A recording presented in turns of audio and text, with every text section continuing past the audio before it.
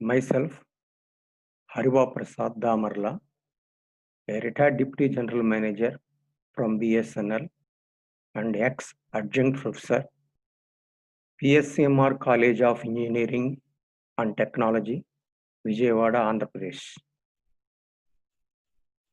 Today in this session, we will discuss about the introductory part of mobile communication.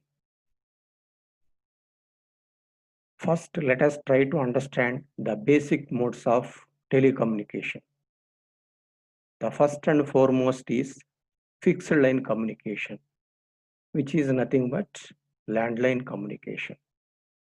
In fixed line communication, the telephone instrument is provided in a room or a hall in your house, or it may be in your office or some other establishment.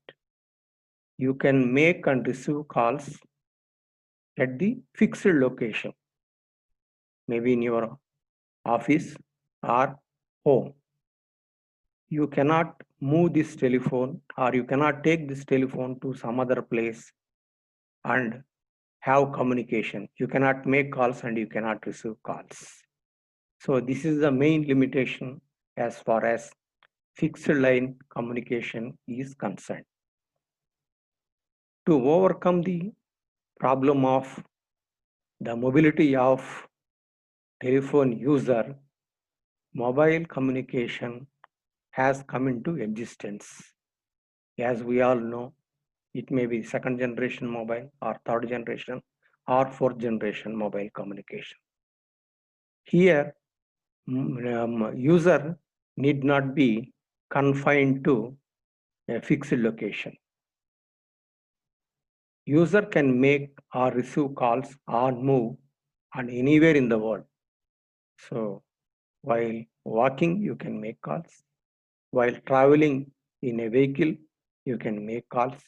You go to some other place, from there you can make calls. You go to anywhere in the world, you can have communication facility. That means you can make calls as well as receive the calls. This is the basic diagrammatic representation of fixed line communication. Here, for example, we have taken two telephone exchanges. Telephone exchange A, telephone exchange B. It may be located in town A, for example, it is located in town B. Both these telephone exchanges are interconnected by means of what is known as trunk lines. In the olden days, these trunk lines are working on coaxial bar microwave on analog communication. Consequent to the evolution of digital communication, now these exchanges are interconnected on trunk lines on digital microwave or state-of-the-art optical fiber communication. Here, as you can see in this example, for explanation purpose, I have taken three users are connected to exchange A. You can call them either users or customers or subscribers. So I have designated them as A1, A2, A3. Similarly, for exchange B, another three customers I have shown. The customers are B1, B2, B3. Let us assume customer A2, who is connected to telephone exchange A, wants to speak with customer B3 connected to exchange B. Then A2 will make a dial the telephone number of B3 along with the STD code or exchange code of B. Then B gets a ring from exchange B and he responds to the call by lifting his telephone. Then both A2 and B3, they speak together and they disconnect after the completion of the conversation. This is in a nutshell about the fixed line communication. Let us see this photo or diagram or figure. So in mobile communication, so the photo is self-explanatory. Wherever you go in the world, you can have communication. That means you can make calls and you can receive calls. Now we will see what were the early mobile systems. You can see this diagram simultaneously. In early days, mobile service was structured similar to TV broadcasting. It is similar to the present day TV broadcasting. One very powerful transmitter is located at the highest spot in an area and would broadcast in a radius of up to 50 miles. So here in an elevated place, one transmitter is there. That is, transmitter means it will have both transmitter as well as receiver, because it has to transmit the signals to the user and it has to receive the signals from the user. So it used to cover up to 50 miles radius. In this system, only limited number of users can avail the facility due to limited number of channels. The number of channels, the radio channels available for this tower are limited to this base trans receiving station. High power base trans receiver station, they are limited. A mobile transmitter with 12 radio channels can provide only 12 simultaneous calls in the entire zone of 50 miles radius. So suppose if this transmitter is provided with 12 radio carriers, frequencies or channels, then at any given instant, not more than 12 conversations can take place from this tower. Here the difficulty, the inconvenience is like this. As the population and users increased, to resolve the limited channel availability, cellular approach was adopted. Because as the number of users are increasing, as the population is growing in this area, these 12 channels cannot meet the requirement of this 50 kilometers radius zone. So the cellular concept has been developed. Now we will see the cellular concept. In the cellular concept, as you can see in this figure, instead of having one powerful transmitter on the top of some elevated place like hillock, so there are so many transmitters covering small geographical area. The area covered by these towers is known as cell. This is another cell, this is another cell. Like that, the same 50 miles zone is divided into so many low power transmitters to provide communication for more number of people or to tackle simultaneously more number of calls due to the increase of population and due to the increase of usage of mobile communication. Let us go through the contents. The cellular concept structured the mobile telephone network in a different way. What is the different way? We will look into it. Instead of using one powerful transmitter, many low power transmitters were placed throughout a coverage area. Instead of one powerful transmitter, now we have many small or low power transmitters. For example, a metropolitan region is divided into number of areas called cells with low power transmitters. Conversation channels are provided for each cell. So these are all the small cells. Okay, here the transmitter power can be low because the area to be covered is very much less when compared to the earlier scenario. Now we will look into the cellular approach and the improvement in channel capacity. The system capacity could be theoretically increased from 12 conversations or voice channels using one powerful transmitter to 1200 conversations using 100 low power transmitters. So suppose the same area of 50 miles, instead of one powerful transmitter, if you have 100 low power transmitters, so you can provide 1200 simultaneous conversations at any given time. Here the assumption is each site, each cell site or each transmitter is provided with 12 carriers.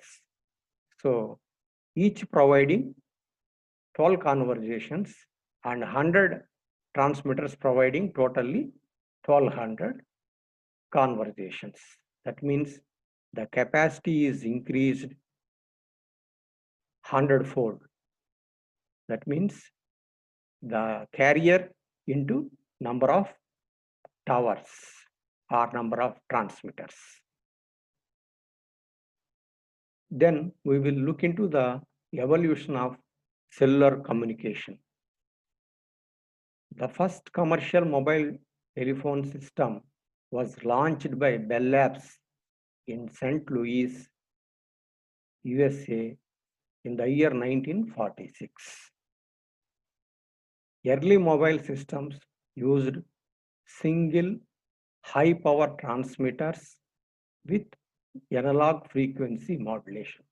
As we have already seen, so they were using single high power transmitter which is capable of covering a geographical zone of with a radius 50 miles. So the net system was working on analog principles and they have adopted frequency modulation as the modulation technique. So because with one high power transmitter only 12 conversations are possible, so limited customers could get the service due to limitations of bandwidth. Since the number of carriers are limited to 12, only 12 conversations as we have discussed, it is possible. Few lucky customers got the services and the waiting time used to be up to 30 minutes to make call because only 12 carriers are available, 12 radio channels are available. So if more than 12 people, if anybody is trying, he will not get an access to the mobile network. So they used to say when the mobile services were launched in the New York City for 2000 users, so they were waiting to make a call more than half an hour to get their turn to make the call because of the limitation of radio channels. To overcome the constraints of bandwidth or the radio carriers scarcity and to give coverage to larger sections, Bell Labs introduced the principle of cellular concepts.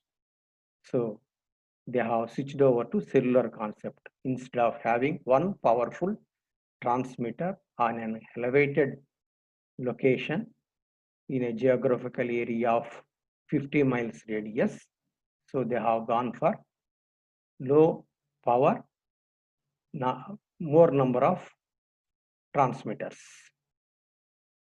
Frequency reuse technique method adopted in cellular concept. They have adopted what is known as frequency reuse. This we will discuss thoroughly in subsequent lectures. The simple meaning of frequency reuse is, suppose if you are using a set of frequencies in one transmitter or the base station, the same frequencies can be reused at a distant, faraway place with reference to the first base station. This facilitated a better coverage, a better utility of available frequency spectrum, and also at reduced transmitted power. So this has facilitated better coverage, better utility of available frequency spectrum, and we need not transmit at high power. So low power transmitter will take care of the requirements. Here one rider is there, but the established calls are to be handed over between the base stations while the phones are on move. Suppose you have made a call and you are moving from one place to other place. It may so happen you are, say for example, you are in the location covered by the transmitter or the base station, say for example base station A, and then you are moving towards base station B. So then when you move into the zone of the base station B, the call is to be taken over by base station B for continuity of the communication. It has to take over the call from A by B station. So this process of handover or takeover from one base station to other base station is known as handover. This also we will discuss in detail when we go to GSM concepts. So without handover, the call may get disconnected while changing from one base station to other base station. So the transfer has to happen ceremoniously without disruption to the existing communication. Now we will look into the first generation mobile systems. The first generation systems were basically analog systems. Frequency division multiple access, FDMA, was the technology used. So we will discuss more about FDMA in multiple access technologies in our subsequent lectures. There are different first generation systems. So here I have listed the first generation systems. In the year 1981, Nordic Mobile Telephone System, NMT 450 was launched. This 450 refers to the frequency band at which the base station was working. That means the radio carriers are in and around 450 megahertz. Subsequently, in 1982, American mobile phone system AMPS was launched.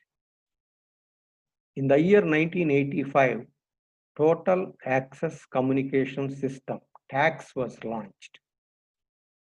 Then once again in the year 1986, Nordic Mobile Telephone System NMT 900 was launched.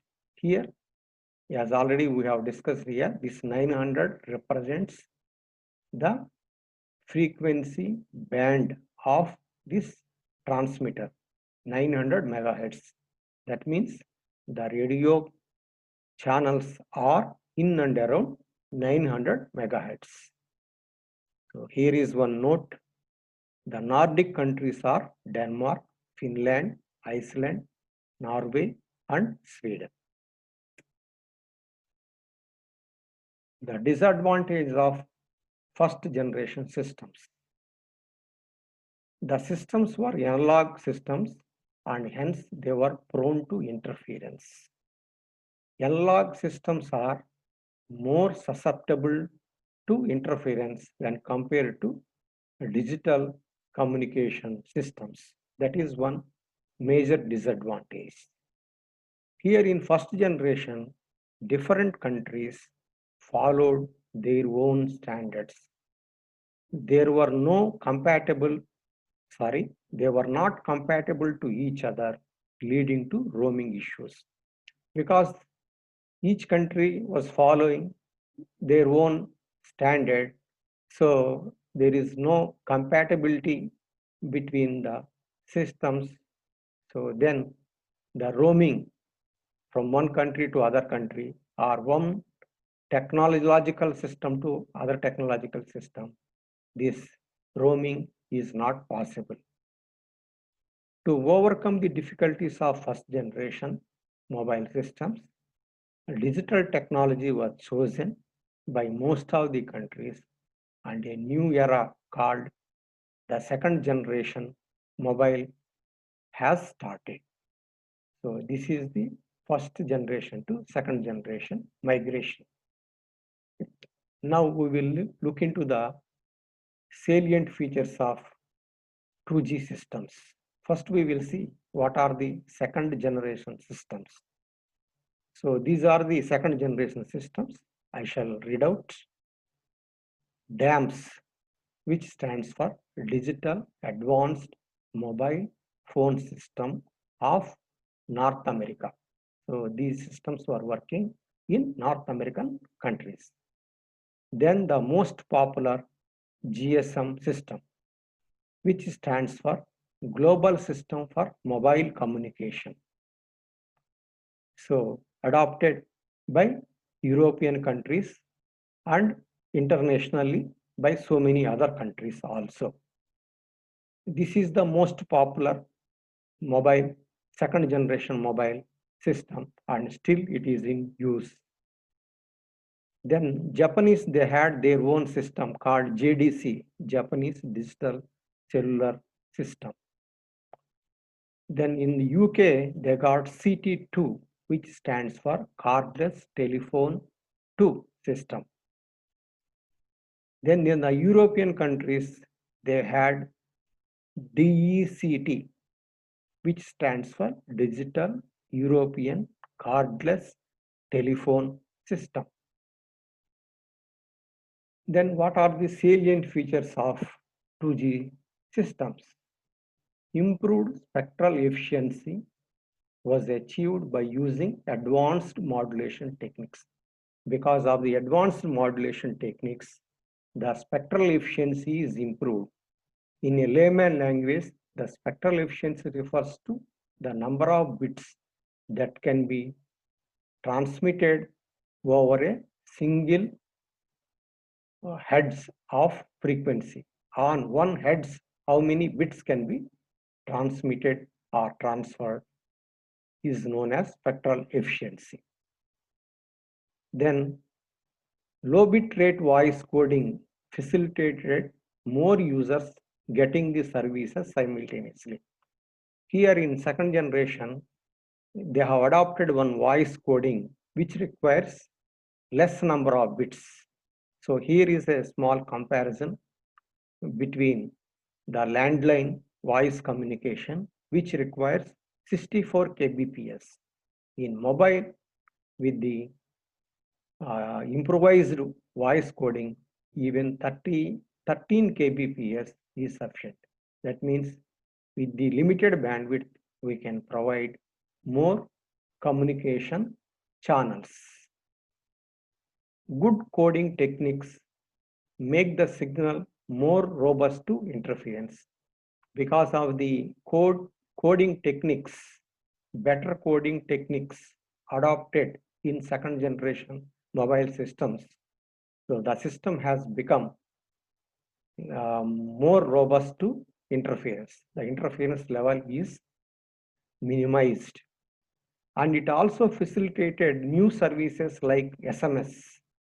So as we all know, SMS stands for short message service.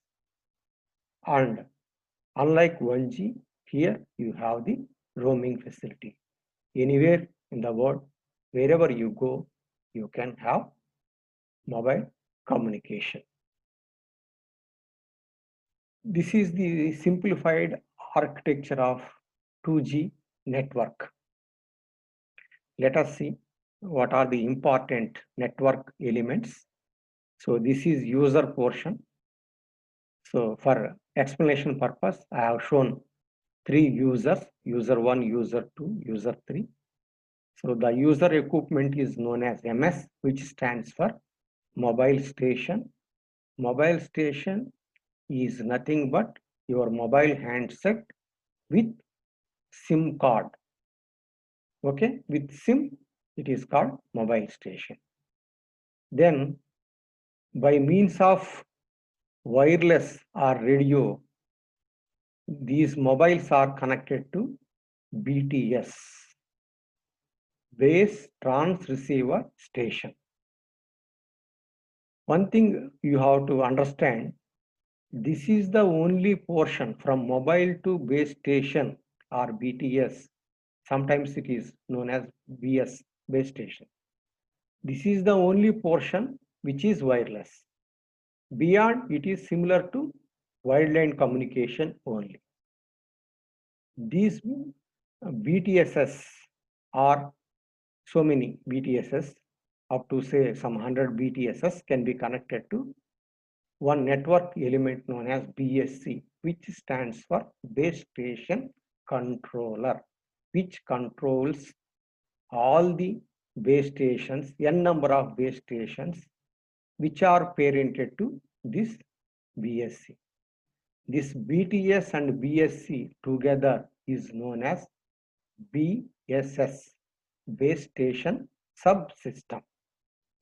Then from BSC is connected to MSC, mobile switching center.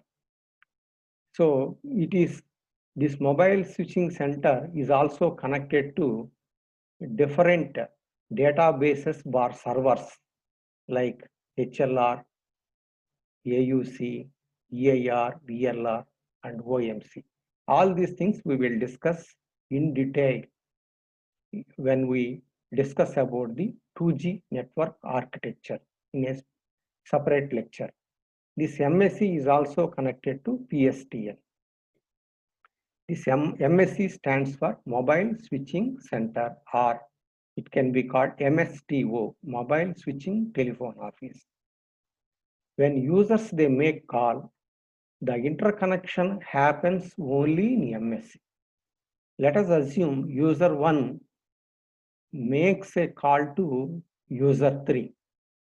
So he dials the number of user 3. User 1 dials the telephone number of user 3. Then the information passes like this from mobile station to BTS, BTS to BSC, BSC to MSC. In the MSC, user 1 is connected to user 3. Here, the interconnection happens in the MSC. Then this will be transmitted like this, BSC, BTS, and to tower antenna to mobile station 3 or user 3. Both will, they can converse and complete their communication.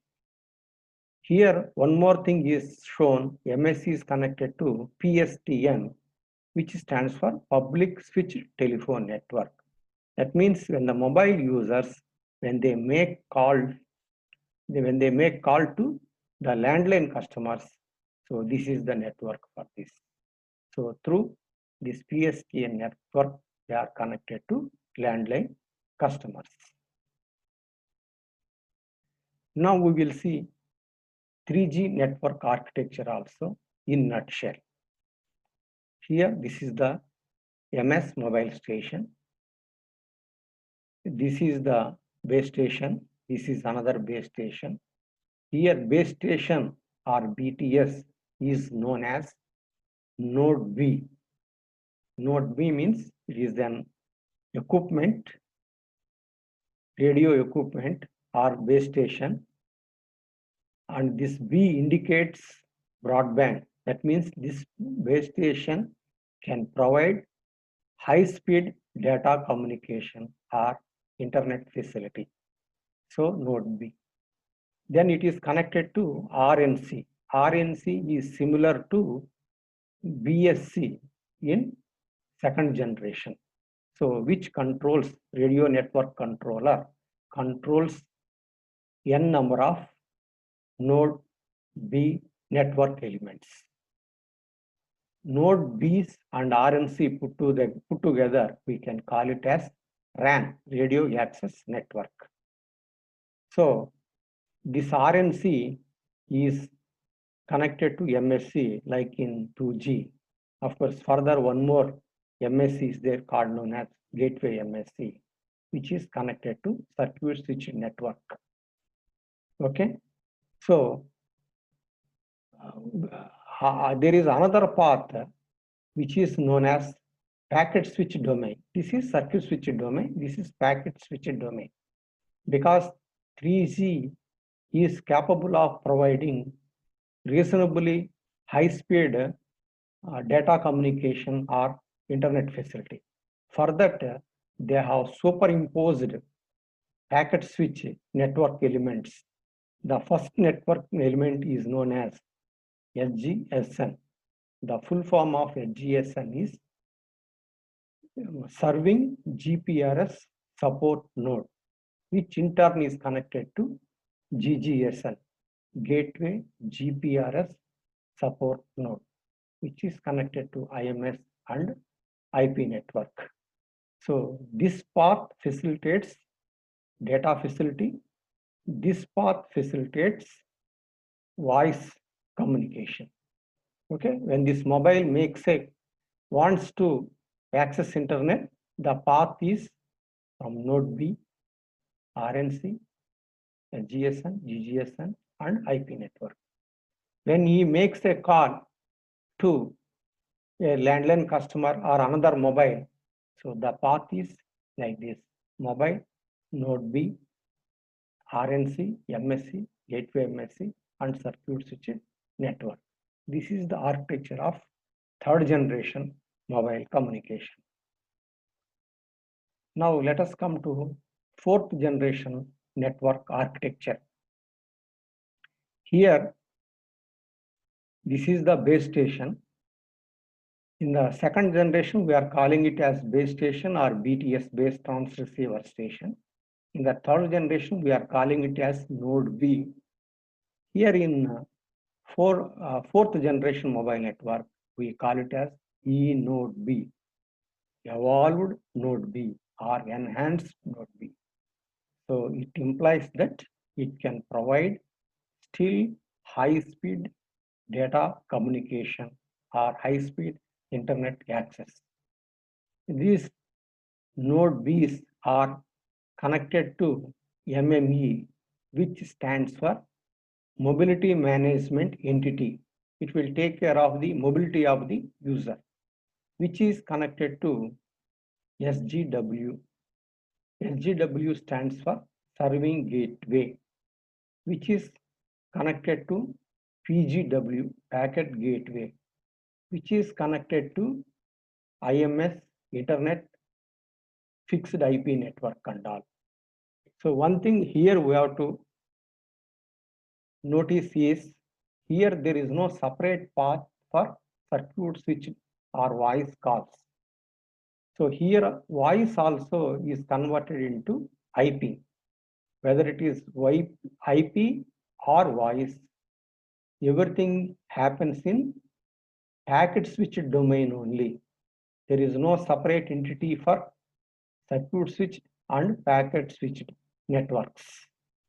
So here we call voice over IP.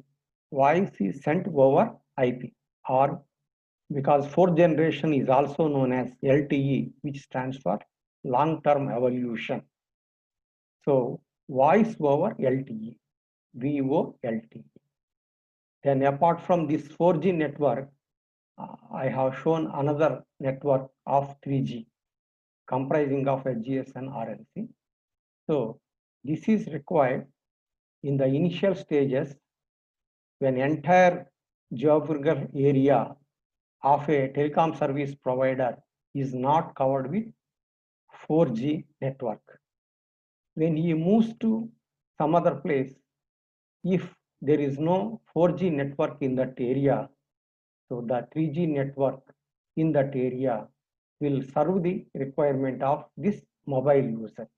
So that's why this 3G network is also shown, which is also connected.